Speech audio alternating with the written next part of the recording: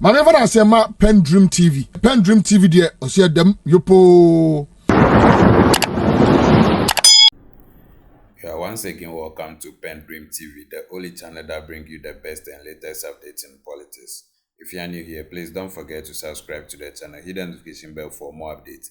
Like and also share to other members to watch as well. You can equally leave a comment at the comment section after watching or send us a voice note on our WhatsApp number, which is 0277128777. Thank you. I want you to join me listening to an advice given to Mahama by Professor Gyampo. He also criticized the NPP of the arena takes all. And I want you to join me listening to what he said into detail. Thank you. Okay, thank you. As usual, but this time, let me copy Martin Kwibu a little. First of all, greetings to my mother, Auntie Mabel. And also greetings to... last weekend, I visited the Sunipa house where I met with my aunties, Auntie Ari and Auntie Dibo, and also Rama Hammond, Joanna and Yaya and all the people. Greetings to you. And then special greetings to UG UTAG members. This morning from 11:30 a.m., we are having our get-together. I expect all of you to be there. Come and let's unwind and have fun and prepare ourselves for hard work. And so, UTAG members, Eugene, I'm inviting you all to come to our get-together. Alfred, I'm not answering your question now, but you see, in academia, you earn your promotion by hard work, okay? What we do is we do a lot of research, and then you publish your research in outlets, internationally reputable journals and all that. Now, to be able to get a paper published in a journal, it will have to be peer-reviewed. The idea of peer review is just about the paper that you have written being anonymized and being sent to people who are experts in that area to review what you have written, to tell you whether what you've written is nonsense or what you've written is good and must be published. So before coming here last dawn, I received a paper that I was told to review and recommend whether it has to be published or it doesn't have to be published.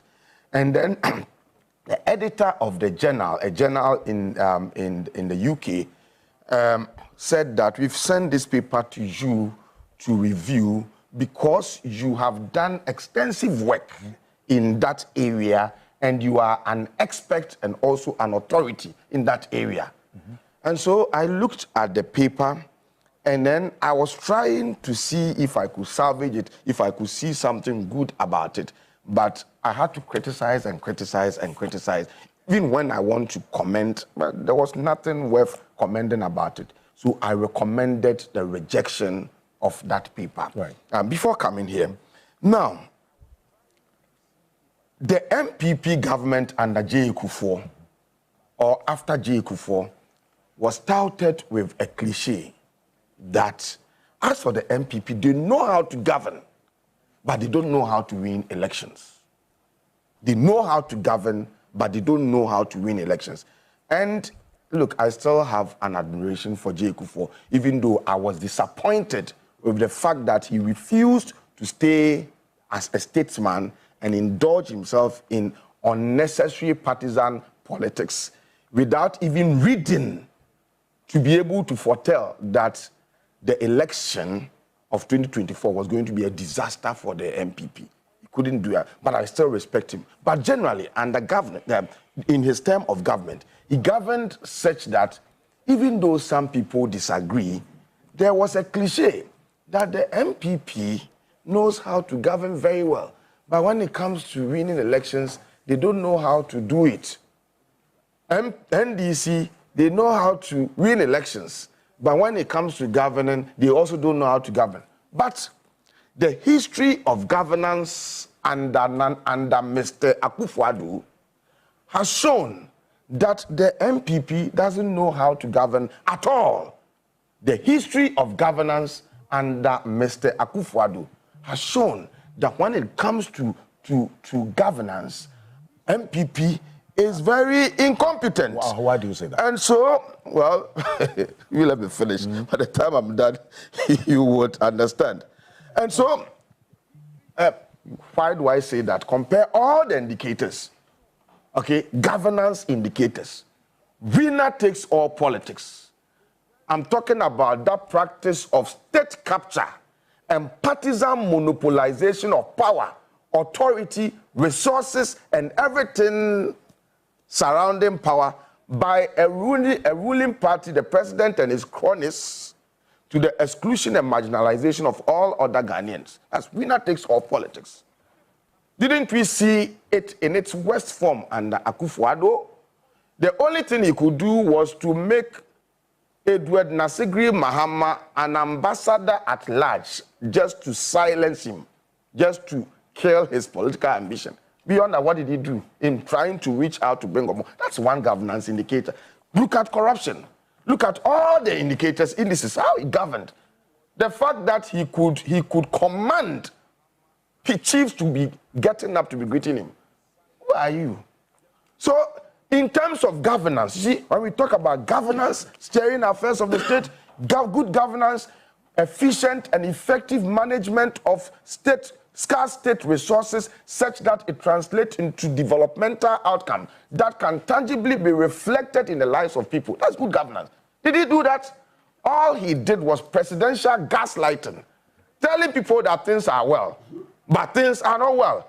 I've done well in constructing Agenda 111. Where are the hospitals? You go around, you can't see. One district, one factory. People are always looking for jobs. You go there, factories are not working. There are no factories. Those that are there, they are merely a facade. So in terms of governance, the NPP doesn't know how to govern at all. And I'm saying this because the history of governance under President Akufo-Addo has shown this. So, in my view, the relevance of the NPP now won't lie in its failed officials forcing themselves to quickly criticize the administration of John Mahama when they themselves, they don't know how to govern. You see, they brought me the paper to review, and I rejected that paper because they themselves, they said that you are an authority in this area. So you will be able to critique the administration and the governance style of John Mahama when you yourself, you know how to govern. But when clearly you have shown that you have no idea, you have no clue when it comes to governance, then respectfully, you must keep mute. And especially when your own party is in tatters, risking disintegration. Focus on how you are going to be rescuing the soul of your party and leave that job of offering criticisms to CSOs and to some of us. For some of us, we have permanent interests in Ghana. We don't have permanent friends. And so just as we criticize President Akufo-Addo, I do not have any cause to believe that, or to be scared that President Mahama would betray the trust of Ghanaians. I don't think he will do that. But in the most unlikely event that he derails, we would bring him back on track through constructive criticism. And so, dear NPP people, your relevance would not lie in your very failed officials' attempt to quickly offer unnecessary criticisms to an administration that is less than a week old. Suddenly you found your voice, you want to criticize. But do you know how to govern? You do not even have a clue when it comes to governance. And so on what basis are you going to be criticizing? Just keep quiet. Focus on your party that is in tatters, that is risking disintegration. Rescue the soul of the party. Rid the party of all remnants of Akufo-Addoism and make sure that the party is restored to its tradition to become viable in some future elections. We need, Ghana is not it's a multi-party democracy, and so we need a viable opposition. As it stands now, your party is not viable, and you have to focus on how to rebuild it, how to marginalize and relegate to the background Nana Akufo-Addo and his remnants just for the purposes of restoring the party to its tradition. Do this first. And if you have done this and the party is standing on its feet, then you can also learn the rudiment of governing a country by looking at how John Mahama is going to work to restore hope and confidence of the people. Once you've been able to learn that, then you will be better placed to be able to offer some criticism, against the government. But for now, remain quiet and focus on rebuilding your party. Well, William Yamwa, who is a member of the committee that has been set up by the NPP, is saying that the likes of you, general public, including yourself, party faithful, sympathizers, you should all bring ideas. In fact, give them information on the factors that influence the loss at the 2024 election. So, well, that's what you... Well, he's invited. Well, see, now they can invite. But when we were talking to them, they were not listening. Well, we spoke to them about how they had destroyed their party. They were a manner... Mr. Akufo-Addo truncated the party's tradition of leadership selection. Okay? NPP has a leadership selection process that would tell you people to bid their time. From here, it goes here. From here, it goes there, and all that. You allowed one man to hijack the party and silence all of you, made you all of you timid. Now people are talking. NPP people, they call you on the quiet and say, hey, what you are saying is true, and all that. Now they are calling us that we should come and give advice. When we were advising them, were they not sending people to be insulting us and all that? We won't give them any advice. Well, you have said it. What you have done, the diagnosis you did right now, is what they are calling on you to do. So what you are saying you won't do, you have done. No, but let me respond to the bit about oral. No, yes. Yeah, but you have to give me. Yes. So Martin, you see yeah, okay, thank you. No, let us. You see, Martin, I agree with you. You see, there should be commonsensical approach to everything. Okay, it is only one person. You see. During the Atufosen ambulance thing, we are told that the people wanted to return the money, and we chose that we want to prosecute him. At the end of the day, the guy was left off the hook by the law, and we didn't get the money. I hope we'll ask the current. No.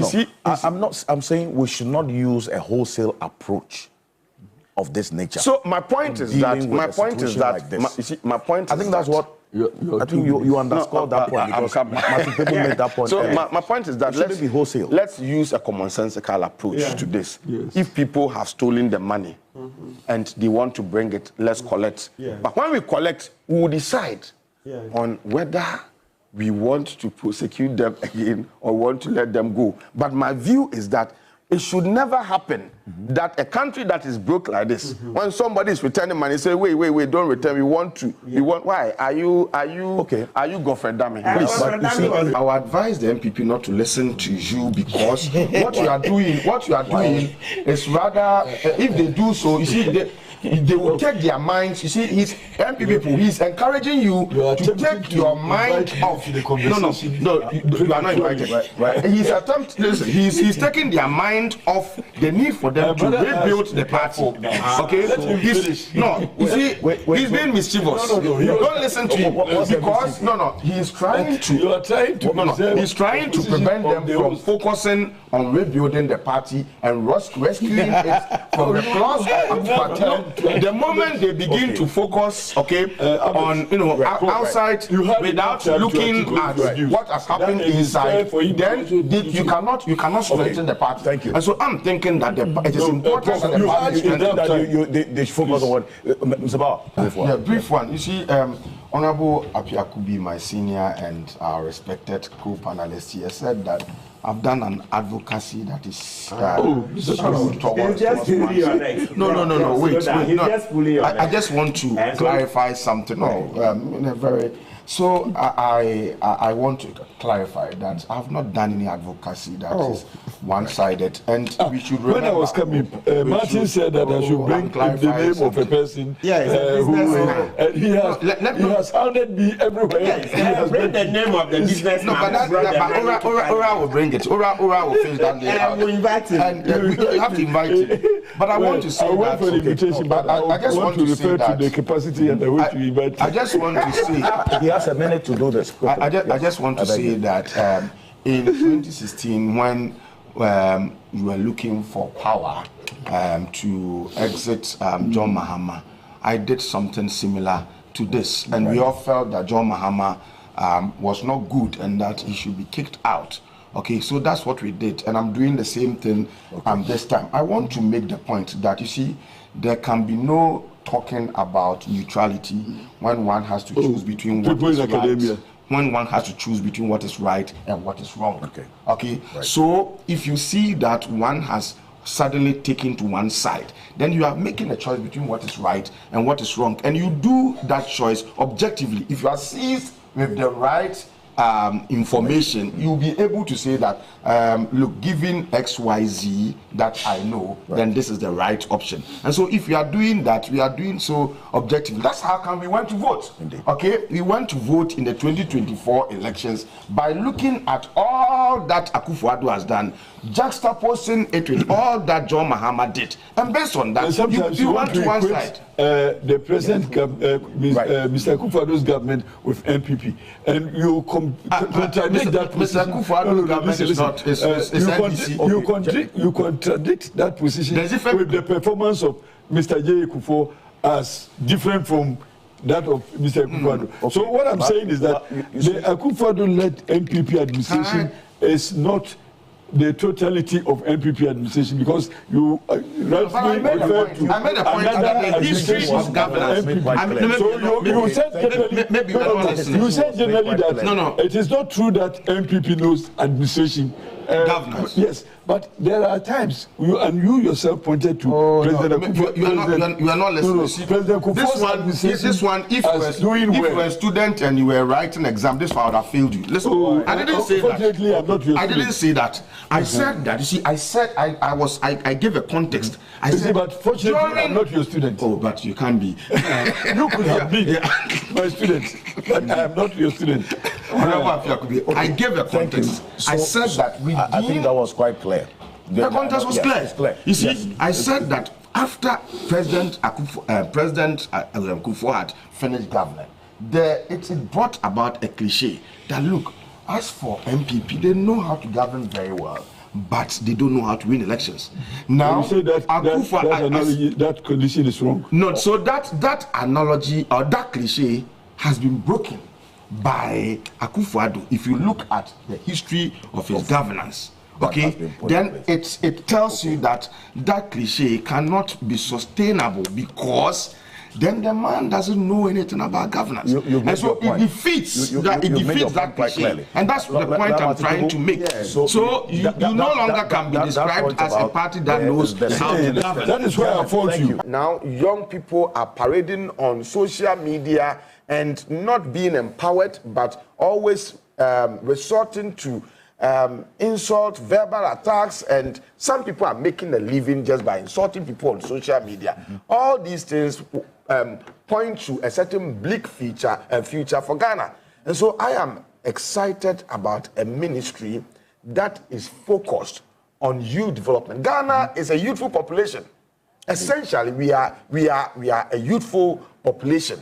And so it is important that we deliberately put in place measures to cater for young people and their development, subsuming youth issues to sports ministry, knowing that the football alone will gobble all the resources that is allocated to that ministry, has been with us. It's a practice that has been with us for far too long, and I'm excited that you have a government who has had this foresight of ensuring that at least if the future belongs to the youth, we put in place a whole ministry that will ensure that youth are developed and empowered and prepared for the future. I commend this whole thing, reduction of ministries from 30 to 23. It's not happened. And so it's not happened before. And we want to have more positive, unprecedented achievements. Under Mr. Akufo-Addo, everything was unprecedented, but in a negative way. Everything was unprecedented. Everything? But yeah, virtually everything was unprecedented, but in a negative way. Akufo-Addo is reputed to have had the biggest size government in the history of actually Ghanaian politics from independence. Biggest size government. Everything unprecedented. Yeah. He couldn't do any meaningful reshuffle. He couldn't downsize. He couldn't do anything. And so if you have a president who is reducing the list, the number of ministries from 30 to 23 and saying he's going to run Ghana with 60 ministers, and somebody is saying, well, if 60 is too small, we should. And some people were also mocking at him. How is he going to run Ghana with just 60 ministers? They are ignorant. They should Google this paper. Ministerial appointment and government expenditure in Ghana's Fourth Republic. Google it. Written by myself and Alas and Anamzoya Suleimana of the from the sociology department of the University of Ghana. Look at that paper, and it makes the point. If we do the necessary scrappings, realignments, and all that, we can even run Ghana with 30 ministers. Most of the jobs that are created, ministries that are created, are needless jobs for the boys. But you people, you used to tout yourself that before getting into power, you had your monies, you have your resources, you had your houses, you had your V8s and all that. So what do you need the job for the boys for? We are talking about governing a country in a manner that brings about development. The practice of having a big-size government is always amount to you fetching water with basket. Because every resources that comes is spent on V8s. You are V8 for ministers. You have to give them gardeners. You have to give them day watchmen, night watchmen, chauffeurs, and cooks, and you pay all manner of things, as a way of expenditure on them. We hope that reduces this time round. But it's going. I mean, if at least, or if for nothing at all, reduction of ministries from 30 to 23, something that should have a certain impact. Impact that we all can see. I see. Mr. Jackson, you see, this matter. Thank you for staying tuned. PENDREAM TV really appreciates your time on the channel. Dedi kama amena PENDREAM TV ase. Na so far so good. Say open online portal e wo Ghana. Nipa share, nipa follow, nipa comment here. To my best of knowledge, without any biases, PENDREAM TV.